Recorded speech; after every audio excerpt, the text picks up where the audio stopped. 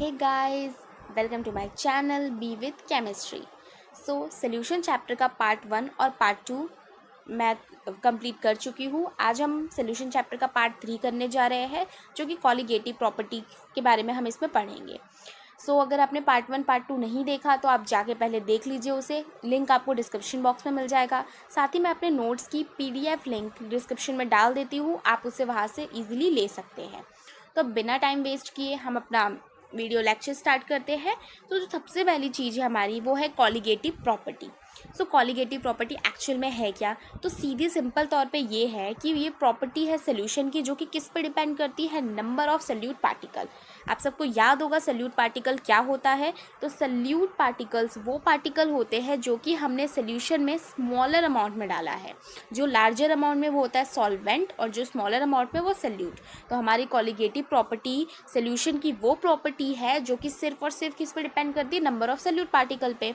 उससे मतलब नहीं है कि कैसा नेचर है उस सोल्यूट पार्टिकल का। Don't depend upon the nature of solute particle, वो सिर्फ और सिर्फ नंबर ऑफ सोल्यूट पार्टिकल पे डिपेंड करता है। अभी जो मैं इनकी प्रॉपर्टी, ये टोटल 4 कॉलिगेटिव प्रॉपर्टी है, ये चारों के चारों मोस्ट इंपॉर्टेंट प्रॉपर्टी है। इट मीन्स ये पूरा का पूरा जो पार्ट 3 है हमारे सोल्यूशन चैप्टर का, बहुत ज़्यादा इंपॉर्टेंट चैप्टर है, इंपॉर्टेंट लेक्चर है, क्योंकि इस पे बेस्ड न्यूमेरिकल भी आ सकता है या डायरेक्ट आपको उसके एक्सप्लेन करने को कह सकते हैं। चलिए आगे देखेंगे वो। तो आगे मैं आपको एक्सप्लेन कर दूंगी कि किस तरह से नंबर ऑफ सोल्यूट पार्टिकल पे डिपेंड है। यहाँ पे एक रिलेशन भी आ जाता है हमारे सामने कि कॉलिगेटिव प्रॉपर्टी इनडायरेक्टली प्रोपोर्शनल होता है मोलर मास ऑफ सोल्यूट के। ये बात ध्यान रखिएगा कि मोलर मास ऑफ सोल्यूट के वो इनडायरेक्टली प्रोपोर्शनल होता है। क्यों? क्योंकि वो डायरेक्टली प्रोपोर्शनल किसके है? नंबर ऑफ सोल्यूट पार्टिकल के। तो चलिए अब आगे चलते हैं। जो इसकी पहली प्रॉपर्टी है वो है रिलेटिव लोअरिंग वेपर प्रेशर। फिर से मैंने आपके लिए डिस्क्रिप्शन तैयार कर दिया है, आप इसे अपने नोट्स में देख सकते हैं। चलिए स्टार्ट करते हैं। तो let us consider non volatile solid solute. अब मैंने आपको, जब मैं पार्ट 2 मैंने पढ़ाया था तो उसमें मैंने अच्छे से आपको बताया था कि वोलेटाइल क्या होता है और नॉन वोलेटाइल क्या होता है। मैं फिर से बता देती हूँ। वोलेटाइल वो होते हैं जो इवेपोरेट हो सकते हैं, वेपर फॉर्म कर सकते हैं, और नॉन वोलेटाइल वो है जो वेपर फॉर्म नहीं कर सकते। तो ऑब्वियस है नॉन वोलेटाइल चीज़ सॉलिड ही होगी maximum times. Let us consider a non volatile solid solute ले रहे हैं हम, यानी स्मॉलर अमाउंट में लेंगे हम। Solid is added to volatile solvent A. यहाँ पे मैंने ब्रैकेट में लिख दिया क्योंकि बी हम स्मॉलर अमाउंट वाले को कंसीडर करने वाले हैं और ए हम लार्जर अमाउंट वाले को कंसीडर करने वाले हैं। इन दोनों ने मिलकर एक होमोजीनियस सोल्यूशन बना दिया। अब यहाँ पे क्या है? The vapour pressure of solution is due to solvent only. यहाँ पे जो वेपर प्रेशर है सोल्यूशन में सिर्फ और सिर्फ सॉल्वेंट की वजह से ही होगा। क्यों होगा? ये बात मैंने पार्ट 2 में बताई थी। अगर आप लोग को पता है तो फटाफट कमेंट करके बताइए। The vapour pressure of solution is due to solvent only. The vapour pressure of solution is less than the vapour pressure of pure solvent. ये चीज़ भी मैं आपको एक्सप्लेन कर चुकी हूँ, बहुत अच्छे से एक्सप्लेन की थी, और ये रीज़न आपका जानना बहुत ज़्यादा ज़रूरी है यहाँ पे। चलिए फिर आगे चलते हैं। तो एक्स ए और एक्स बी हम ले लेंगे मोल फ्रैक्शन किसके? सॉल्वेंट के और सोल्यूट पार्टिकल के। P not be be the vapour pressure of pure solvent only. और जो पी नॉट बी है ये किसका है? प्योर का, हमें पता है। तो प्योर सॉल्वेंट जो है हमारा, सिर्फ उसका वेपर प्रेशर होगा, क्योंकि जो प्योर सॉलिड है उसका तो वेपर प्रेशर होगा ही नहीं। अब यहाँ से मेन चीज़ जो स्टार्ट होती है वो तो हमारा डिस्क्रिप्शन हो गया, जो हमें समझना था। अब देखिए ये जो होता है ना डेल्टा पी ए, डेल्टा हम किस लिए यूज़ करते हैं? हम डेल्टा यूज़ करते हैं डिफरेंस के लिए, जब चेंज दिखाना होता है। जैसे लास्ट टाइम हमने आइडियल नॉन आइडियल में किया था डेल्टा वी। तो डेल्टा वी मतलब क्या था? वहाँ पे चेंज इन वॉल्यूम। तो उसी तरीके से यहाँ पे डेल्टा पी ए का मतलब है कि जो ए पार्टिकल है, जो हमारा ए था जब सोल्यूशन जब प्योर था और बाद में सोल्यूशन बनने के बाद उसमें क्या चेंज आया है, इसको हम यहाँ पे बोलेंगे लोअरिंग इन वेपर प्रेशर। क्योंकि ऊपर ही अभी भी मैंने लाइन बोली थी कि लेस हो जाएगा, कम हो जाएगा, यानी वेपर प्रेशर कम हो रहा है। प्योर का ए का ज़्यादा था और सोल्यूशन का कम हो गया, तो ये डेल्टा क्या हो गया? Lowering in vapour pressure. किस तरह से? ज़्यादा कौन था? P not a. प्योर का वेपर प्रेशर ज़्यादा था और सोल्यूशन का कम था, तो हम बड़े वाले से छोटे को माइनस कर देंगे, तो हमें क्या मिल जाएगा? Delta P A. ये होता है हमारा लोअरिंग इन वेपर प्रेशर। ठीक है। अब रॉल्स लॉ के अकॉर्डिंग हमने ये फॉर्मूला डिराइव कर चुके हैं हम पहले, ये भी पार्ट 2 में मैं आपको करा चुकी हूँ। उससे हमें क्या मिलेगा? ये जो डेल्टा पी ए, इसको हम डेल्टा पी ए लिख देंगे, यानी कि ये वाली चीज़ है ना, हमने इसमें पुट कर देंगे यहाँ पे पी ए की जगह पे। हम पी ए की जगह पे ये वाली चीज़ पुट कर देंगे। अब फिर क्या होगा? यहाँ पे पुट करने के बाद हम पी नॉट ए को क्या करेंगे? कॉमन ले लेंगे। तो यहाँ पे 1 माइनस एक्स से आ गया आपका। अब 1 माइनस एक्स से आ गया। अब आप लोगों को याद होगा, मैंने आपको कराया था, मैंने बताया था आप लोगों को कि हमारा जो XA प्लस XB क्या होता है, इक्वल्स टू 1 होता है, यानी जितने मोल फ्रैक्शन सबका सम इक्वल्स टू 1 होता है। यहाँ पे हमने 2 ही पार्टिकल लिए हैं, तो 1 माइनस XA, जो 1 माइनस XA है, क्या मैं इसको XB लिख सकती हूँ? ऑफ कोर्स लिख सकती हूँ। फिर मैं क्या करूँगी, डेल्टा PA की जगह पे ये जो ऊपर हमने ये चीज़ थी, ये वाली चीज़, इस वाली चीज़ को उधर पुट कर देंगे वापस से। तो यहाँ पे मैंने इसे पुट कर दिया है यहाँ पे, और फिर ये जो P0A है इसको मैं नीचे ले आई। तो इस तरह से मेरे XB की वैल्यू आ गई मेरी वैल्यू। तो ये जो ये पूरी चीज़ है ना, इसको हम क्या बोलेंगे, relative lowering of vapour pressure. ठीक है, जो ऊपर वाली चीज़ थी, जो ये, अगर इस नीचे वाले में डिनोमिनेटर को 2 पल के लिए ऐसे छुपा देती हूँ, तो जो ये ऊपर वाली चीज़ है ये क्या थी अपनी, ये थी अपनी लोअरिंग इन वेपर प्रेशर। और इसी चीज़ को जब P0A से डिवाइड कर दे तो रिलेटिव लोअरिंग और वेपर प्रेशर आ गया। ये बहुत ही इजी है, इसका नाम क्या है, relative lowering in vapour pressure. ठीक है, अब XB इज इक्वल्स टू, मुझे पता है क्या होगा, number of moles of B और number of moles of A। ठीक है, किस तरीके से, आइए दिखाती हूँ मैं आपको किस तरीके से ये चीज़ आई है। ठीक है, तो नंबर ऑफ मोल्स, यहाँ पे number of moles of B भी ऐड ऑन होना चाहिए था। ठीक है, बट ये जो B है ना, B क्या है अपना, सॉलिड है। सॉलिड है क्या है, सॉल्यूट पार्टिकल है, स्मॉलर अमाउंट में है, तो उसको हम नियरली इक्वल्स टू दिस लिख सकते हैं, ऑफ कोर्स लिख सकते हैं इसको। तो हमने वही किया है, ऊपर जो हमने XB था हमारा, इसकी जगह हमने क्या किया, यहाँ पे ये वाली चीज़ पुट कर दी है। अब हम इसको ब्रेक कर देंगे, एंड B यानी कि क्या हो गया, given mass of B upon में molar mass of B, and A क्या हो गया, गिवन मास ऑफ, ये नहीं उल्टा हो जाएगा क्योंकि नीचे है, आपको समझ आ रही बात, ये नीचे है इसलिए ये उल्टा हो जाएगा, तो WA और ये क्या हो जाएगा MA। आई होप आपको ये चीज़ समझ आई होगी, इसको हमने रेसिप्रोकल किया है यहाँ पे, ये डिवीजन में है तो ये ऊपर उल्टा हो जाता है। चलिए, ये आपका पूरा का पूरा फॉर्मूला आ गया, जो कि ये वाला फॉर्मूला ना आपको यूज़ करना होगा जब आप न्यूमेरिकल्स करेंगे, क्योंकि हमें ये डायरेक्ट हमें मोल फ्रैक्शन नहीं देते, वो ज़्यादातर वो वेट दे देंगे या तो मोल और मास दे देंगे, तो आपको वो निकालना पड़ेगा। ठीक है, लेकिन अगर रिलेटिव लोअरिंग वेपर प्रेशर अगर आपको कभी सिर्फ क्वेश्चन के रूप में करने को आता है तो आपको सिर्फ यही तक करके आना है, और ये वाला जो फॉर्मूला है ये आपके न्यूमेरिकल के लिए इंपॉर्टेंट है। तो चलिए, सेकंड जो चीज़ है हमारी वो है second, elevation in boiling point. Elevation, देखिए एलिवेशन इन बॉइलिंग पॉइंट क्या है, सबसे पहले हम जान लेते हैं कि बॉइलिंग पॉइंट एक्चुअल में होता क्या है। यहाँ पे जो मैं समझाने जा रही हूँ बॉइलिंग पॉइंट, ध्यान से समझिएगा, the temperature at which vapour pressure is equal to the atmospheric pressure. अब देखिए क्या है बॉइलिंग पॉइंट, यहाँ पे अगर खाली शीट, हाँ मिल गई खाली शीट, तो यहाँ पे पढ़ते हैं। ये देखिए एक कंटेनर है, ठीक है, छोटा कंटेनर बना लेते हैं, ये कंटेनर है आपका, इसमें आपका लिक्विड था, इसको मैंने हीट दिया, इसको हम हीट दे रहे हैं, ठीक है। यहाँ पे क्या होगा, वेपर्स बनेंगे। अब जो ये वेपर्स बन गए हैं, इनको हम बॉइलिंग पॉइंट, मतलब क्या है कि ये उबलेगा, पानी उबलेगा, वेपर निकलेंगे, वेपर बाहर आएंगे, यही हुआ ना बॉइलिंग पॉइंट की, जिसपे वो पानी उबलने लग गया। ठीक है, अब क्या है, ये बाहर कब आएंगे वेपर, क्योंकि एटमॉस्फेयर जो है ये भी तो नीचे की तरफ प्रेशर लगा रहे हैं। अगर ये अपने वेपर्स है तो वेपर्स ऊपर की तरफ प्रेशर लगा रहे हैं, लेकिन जो एटमॉस्फेयर है ये भी नीचे की तरफ प्रेशर लगा रहा है। तो ये ऊपर वाला प्रेशर और ये नीचे वाला प्रेशर कब ये जो वेपर प्रेशर लगा रहा है ये ऊपर आएगा जब ये एटमॉस्फेरिक प्रेशर के इक्वल प्रेशर लगाने लग जाएगा तब।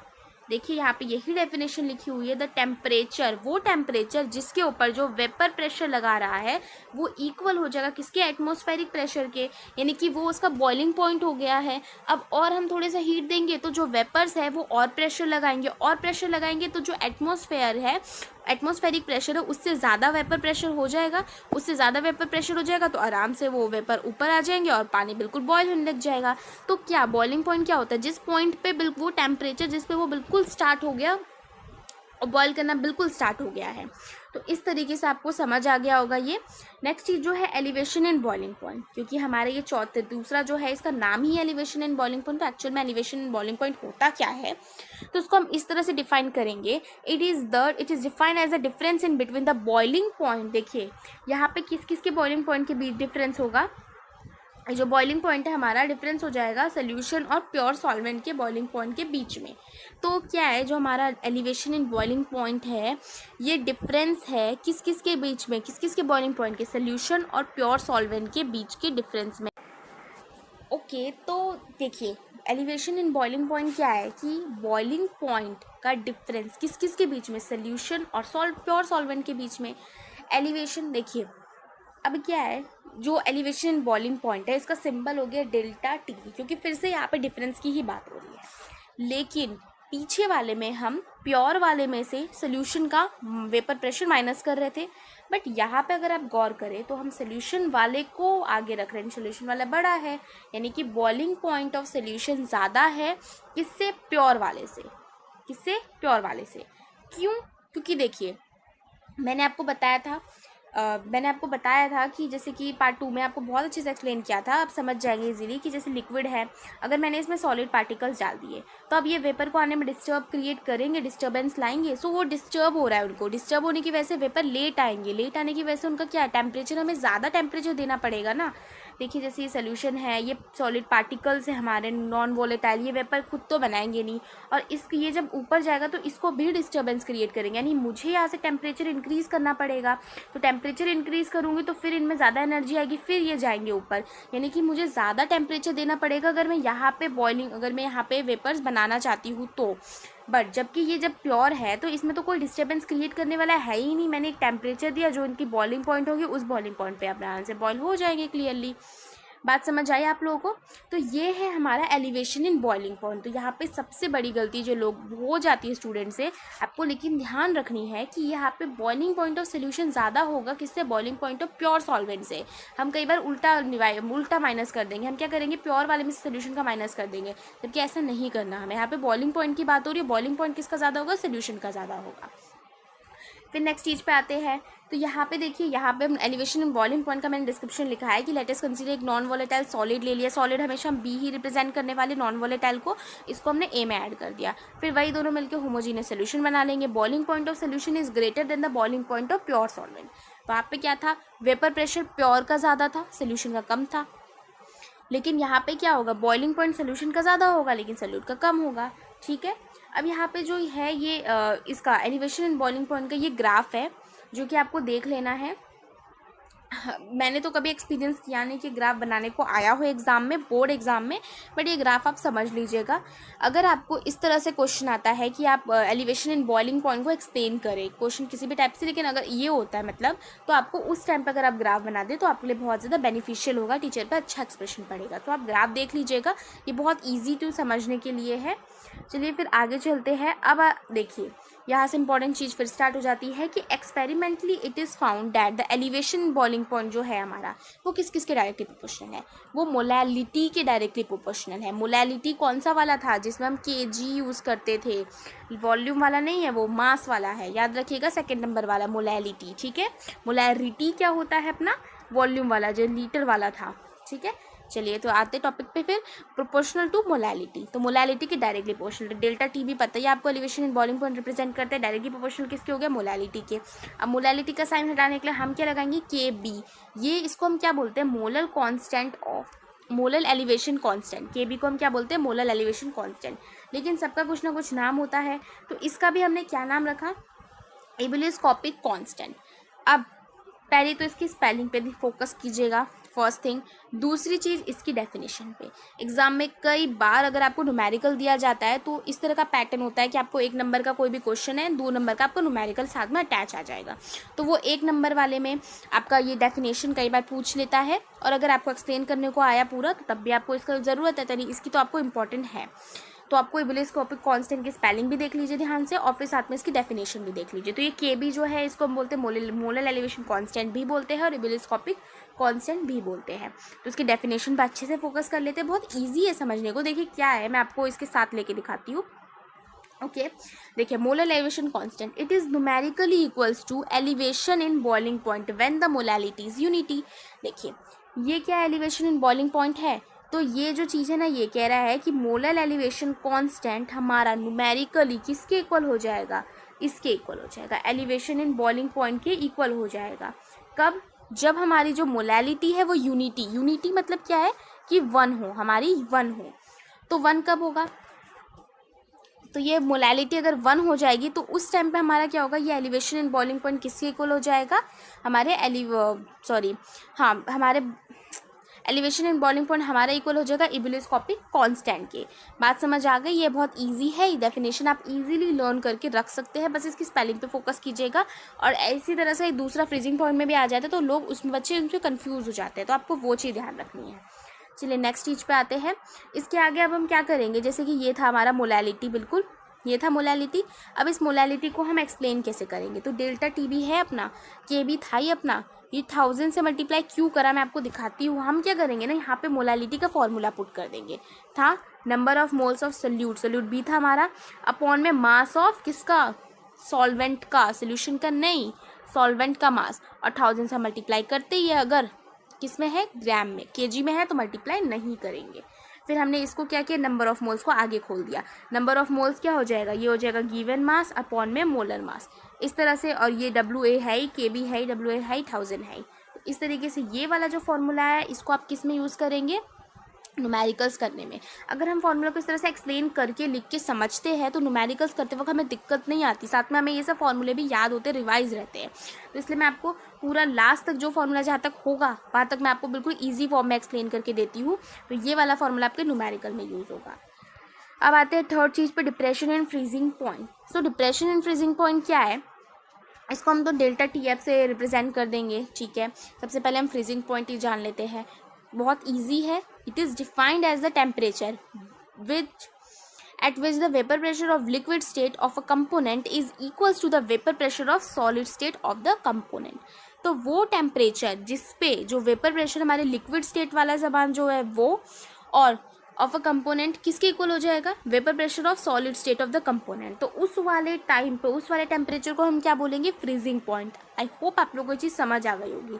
अब आते हैं डिप्रेशन एंड फ्रीजिंग पॉइंट क्या होता है।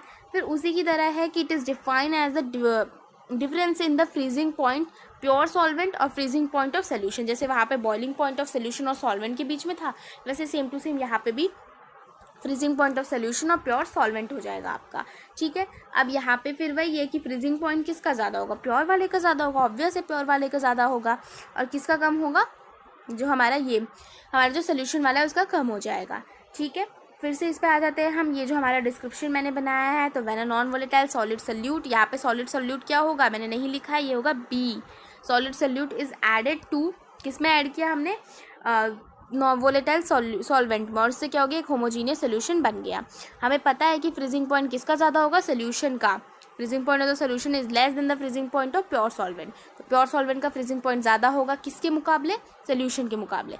फिर इसका भी same to same as it is graph आ गया है।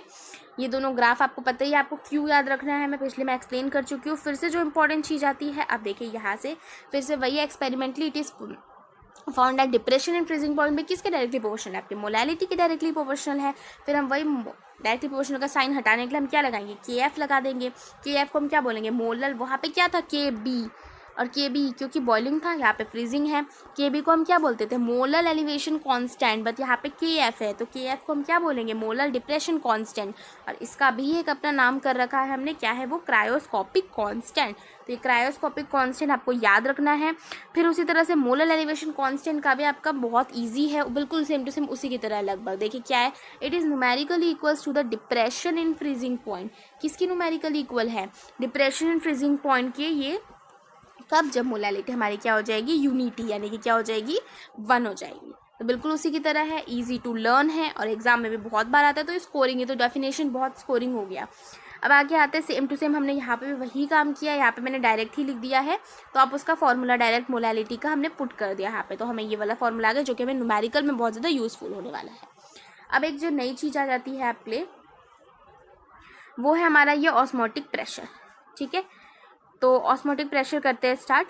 तो ऑस्मोटिक प्रेशर में क्या है कि पहले हम ऑस्मोसिस समझते हैं, ध्यान से समझिएगा। द फिनोमिना और the process in which the solvent molecule moves from solvent to the solution through semi पेरिएबल membranes. तो देखिए एक प्रोसेस या फिनोमिना ले लेते हैं जिसमें क्या होगा कि जो हमारे सॉल्वेंट मॉलिक्यूल्स है ना, वो कहाँ से मूव करेंगे, solvent molecule move from solvent to the solution through semi permeable membrane. नहीं आया समझ, देखते हैं क्या। ये आपका एक तरह से ले लेते हैं, ठीक है। अब इसमें क्या है कि इस जो ये ऑस्मोसिस है ना, इस प्रोसेस में क्या होता है, जैसे जहाँ पे हाई कंसंट्रेशन ऑफ सल्यूट है, चलिए मैं इसका इजी डेफिनेशन वाले से आपको एक्सप्लेन करती हूँ, आपको इससे अच्छे से समझ आ जाएगा। क्या है, the process in which the solvent molecule moves from less concentration solution to the more concentration of the solution through SPM। यानी कि ये आपका, मैं वही बता रही थी, इस तरह से है। अब जहाँ पे आपकी कंसंट्रेशन सल्यूट की क्या है, ज़्यादा है, और एक तरफ क्या है, कम है, तो देखिए क्या होगा, जो सॉल्वेंट मॉलिक्यूल है वो कहाँ से मूव करेगा, वो लेस कंसंट्रेशन वाले से किसकी तरफ जाएगा, to the more concentration of the solute. तो जहाँ पे कंसंट्रेशन लेस है सल्यूट मॉलिक्यूल की, वो वहाँ से मूव करके किस तरफ चला जाएगा, concentration solution to the more concentration of the solution, यानी ज़्यादा वाले की तरफ चला जाएगा सॉल्वेंट मॉलिक्यूल। आपको क्लियर हो रही है ये चीज़, ठीक है। तो ये हमारा प्रोसेस क्या कहलाता है, ऑस्मोसिस प्रोसेस कहलाता है। अब ऑस्मोटिक प्रेशर क्या है, देखिए, the minimum excess pressure that is applied on the solution due to which the solvent molecule don't move from solvent to the solution through SPM। यानी कि क्या है कि आपका जब था ये मूव करने, ये मूव कर रहा था, अब मैं इसके ऊपर इधर ऐसा, इस दूसरी तरफ ऐसा प्रेशर लगाओ जिसकी वजह से ये ना पार्टिकल मूव करना बंद कर दे, तो वो मिनिमम, मतलब उस इतना मिनिमम कम, मिनिमम ऐसा मिनिमम प्रेशर लगा है जिसके ऊपर ये जो पार्टिकल जा रहे थे, सल्यूट पार्टिकल दूसरी तरफ जा रहे थे, ये जाना बंद हो जाए, ये रुक जाए, यहीं पे रुक जाए, तो इसको हम क्या बोलेंगे, ऑस्मोटिक प्रेशर। उतने प्रेशर को क्या बोलेंगे, ऑस्मोटिक प्रेशर, ठीक है। तो ये डेफिनेशन अच्छे से देख लीजिएगा। इसके बाद फिर उसी की तरह है कि एक्सपेरिमेंटली हमने ये देखा है, ये सब एक्सपेरिमेंट किए गए हैं, उनसे पता चला है कि जो हमारा ऑस्मोटिक प्रेशर, जिसको हम पाई से रिप्रेजेंट करते हैं, किसके डायरेक्टली प्रोपोर्शनल है, कंसंट्रेशन के। इसको हम पाई से रिप्रेजेंट करते हैं, किसके डायरेक्टली प्रोपोर्शनल है, ये टेम्परेचर के। तो क्या है कि हमने ऑब्जर्व किया है कि जो हमारा ऑस्मोटिक प्रेशर है, ये डायरेक्टली प्रोपोर्शनल है कंसंट्रेशन ऑफ द सोल्यूशन और the temperature of the solution, इन दोनों के डायरेक्टली प्रोपोर्शनल है। अब ये डायरेक्टली प्रोपोर्शनल हो गया, फिर से प्रोपोर्शनलिटी का साइन हटाने के लिए हम यहाँ पे क्या लगा देंगे, आर की वैल्यू आप सबको पता है क्या होती है। उसके बाद फिर हम क्या करेंगे, सी जो है, सी हमारी कंसंट्रेशन से यहाँ पे इनका मतलब है मोलैरिटी, मोलैलिटी नहीं है, मोलैरिटी वाली बात है, ये वॉल्यूम वाली बात है, ये लीटर वाली बात है, ठीक है। तो यहाँ पे n अपॉन में v आ जाएगा, तो c की जगह पे मैंने n अपॉन में v पुट कर दिया है। फिर एज यूजुअल हमने यहाँ पे क्या कर दिया, नंबर ऑफ मोल्स का फॉर्मूला लगा दिया, तो बिल्कुल मुझे इसका फिर भी ऑस्मोटिक प्रेशर का फॉर्मूला मिल गया। तो ये चारों के फॉर्मूले हमें मिल गए इजीली, ठीक है। अब देखिए एक एक करके कि ये सब किस तरह से नंबर ऑफ सॉल्यूट पे डिपेंड है। आप हर में अगर ध्यान से देखें तो आप ये चीज़ देखेंगे, इस तरफ तो हमने लिख रखा है जो हमारा है, लेकिन यहाँ पे गौर करेंगे तो जो नंबर ऑफ सॉल्यूट पार्टिकल है ना, उन पर डिपेंड कर रहा है कि नहीं कर रहा है, हर में करेगा। अब चारों फॉर्मूले ऑब्जर्व करेंगे तो चारों में करेगा। चलिए, ये चार इंपॉर्टेंट प्रॉपर्टी थी कॉलिगेटिव प्रॉपर्टी सोल्यूशन की, चारों बहुत इंपॉर्टेंट है, न्यूमेरिकल आ सकते हैं इन पे, इनको डायरेक्ट एक्सप्लेन करने को आ सकता है, और दो डेफिनेशन बताई वो भी इंपॉर्टेंट है। अगर मैं इन चारों में से अगर मैं किस प्रेफरेंस दूंगी तो फ्रीजिंग पॉइंट मैंने कई बार देखा एग्जाम में आता है, फ्रीजिंग पॉइंट ज़्यादा इंपॉर्टेंट है इन चारों में। ऑस्मोटिक प्रेशर को बहुत कम एक्सप्लेन करने को आता है, लेकिन फ्रीजिंग पॉइंट को एक्सप्लेन करने को भी ज़्यादा आता है, न्यूमेरिकल्स को इस पर ज़्यादा आते हैं। तो चलिए वो आप देख लीजिएगा, कॉलिगेटिव प्रॉपर्टी चारों इंपॉर्टेंट है। अब जो आते हैं इंपॉर्टेंट टर्मिनोलॉजी जो कि ऑस्मोसिस से रिलेटेड है, ठीक है। तो ये चार है टोटल। सबसे पहला जो है वो है आइसोटोनिक सोल्यूशन। आइसोटोनिक सोल्यूशन क्या होगा, दो सोल्यूशन जिनका osmotic pressure at a given same temperature, मतलब हो गया एट अ गिवन टेम्परेचर पे क्या हो, सेम हो। तो two solution having same osmotic pressure at a given temperature, उनको हम क्या बोलेंगे, आइसोटोनिक सोल्यूशन। यानी कि उनका जो ये पाइस होता है ये क्या होगा, सेम होगा। ये जो हम ऑस्मोटिक प्रेशर पढ़ रहे थे ऊपर, ये जो पाई है ये इनका क्या हो जाएगा, सेम हो जाएगा आइसोटोनिक सोल्यूशन का। तो ये टर्मिनोलॉजी आपके हेल्प करेंगे न्यूमेरिकल सॉल्व करने में। हाइपोटोनिक सोल्यूशन क्या होता है, वो solution is said to be hypotonic. किसी सोल्यूशन को हाइपोटोनिक तब कहेंगे कि अगर उसका ऑस्मोटिक प्रेशर जो है वो कम है दूसरे वाले सोल्यूशन के, ठीक है। अगर ये सोल्यूशन है और ये सोल्यूशन है, ठीक है, इसका ऑस्मोटिक प्रेशर कम है और इसका ऑस्मोटिक प्रेशर ज़्यादा है, तो जो ये वाला है ये हो जाएगा हाइपोटोनिक, और जो अपना ये वाला है ये हो जाएगा हाइपरटोनिक। यानी जिसका ऑस्मोटिक प्रेशर क्या है, कम है, वो हो जाएगा हाइपोटोनिक, और जिसका ऑस्मोटिक प्रेशर ज़्यादा है वो क्या हो जाएगा, हाइपरटोनिक। इजी। अब आ जाएगा रिवर्स ऑस्मोसिस। तो रिवर्स ऑस्मोसिस क्या है, if you apply pressure on the solution is greater than, यानी कि हम कोई ना कोई प्रेशर तो अप्लाई करते ही है, ठीक है। मतलब पाई प्रेशर हम अप्लाई करते हैं ना, ऑस्मोसिक प्रेशर जिसे हम बोलते हैं, वो प्रेशर हम अप्लाई कर रहे हैं, तो अगर उससे ज़्यादा हम प्रेशर लगाए और जो हमारे सॉल्वेंट मॉलिक्यूल है वो रिवर्स चले, वो रिवर्स डायरेक्शन में मूव करने लग जाए, तो उस प्रोसेस को हम क्या बोलेंगे, रिवर्स ऑस्मोसिस। यानी अब क्या हो रहा है वहाँ पे, रिवर्स ऑस्मोसिस हो रहा है, ऑस्मोसिस नहीं हो रहा है, रिवर्स ऑस्मोसिस हो रहा है। समझ आ रही है बात। अब क्या है, it is use for the desalination of sea water. So इसके यूज है, ये कुछ खास नहीं है, ये टर्मिनोलॉजी है जो कि न्यूमेरिकल्स में हेल्प करेंगे, ज़्यादा इसमें कुछ इंपॉर्टेंट था नहीं। तो चलिए, ये हमारा लेक्चर यहाँ पे कंप्लीट होता है। आई होप आपको समझ आया होगा। मैं फिर से कहती हूँ, ये जो पार्ट 3 लेक्चर है ये बहुत ज़्यादा इंपॉर्टेंट है, आपके न्यूमेरिकल में हेल्प करेगा, आपके एग्जाम में इनसे क्वेश्चन ऑफकोर्स आएंगे। और जो पार्ट 1 पार्ट 2 था, अगर आपको ये समझना है तो वो उनकी बेसिक नीड है आपके लिए। थैंक यू सो मच, आपने मेरी वीडियो देखी। अगर आपको मेरी वीडियो अच्छी लगी सो प्लीज़ लाइक करें, सब्सक्राइब करें, शेयर करें।